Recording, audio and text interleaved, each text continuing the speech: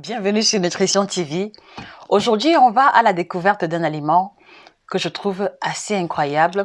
Un aliment qui appartient à une classe alimentaire de la famille des fruits oléagineux que l'on retrouve exclusivement en Afrique.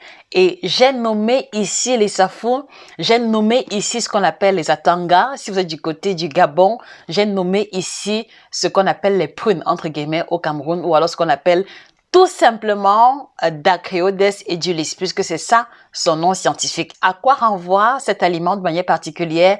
Qu'est-ce qui le rend aussi extra? Quelles sont ses propriétés nutritives? Nous allons découvrir cela tous ensemble en exclusivité sur Nutrition TV.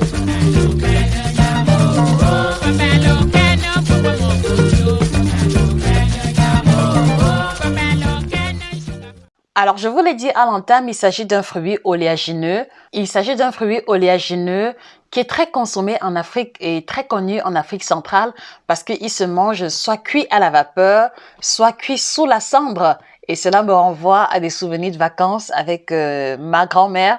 Soit également, on peut le faire cuire au four ou alors simplement au-dessus d'une braise de charbon. Alors, c'est un fruit oléagineux parce qu'il va contenir doublement et les protéines et les lipides. Et ce qui est encore plus intéressant, c'est que les lipides qu'on va retrouver à l'intérieur sont les lipides à base de matières grasses insaturées, celle même qui est recommandée pour améliorer la santé cardiovasculaire. Soulignons également que parmi les nutriments qu'on va retrouver à l'intérieur, on va retrouver la vitamine C, on va retrouver la vitamine A, on va aussi retrouver la vitamine E, voilà, qui est une vitamine antioxydante. Et au-delà, on va aussi avoir beaucoup de sels minéraux tels que le calcium, le phosphore, mais également le magnésium et plusieurs autres, même s'ils sont présents en teneur faible ou alors à l'état de trace.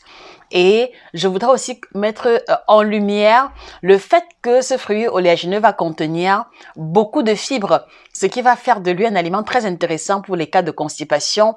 Et cette même teneur en fibres va participer de renforcer ou alors de favoriser une satiété plus rapide à chaque fois que cet aliment sera consommé avec des tubercules, puisque c'est comme ça qu'il est consommé de manière générale dans notre contexte africain. Alors moi, je vous pose la question, est-ce que vous avez déjà eu à manger le safou ou alors Dacreodes edulis?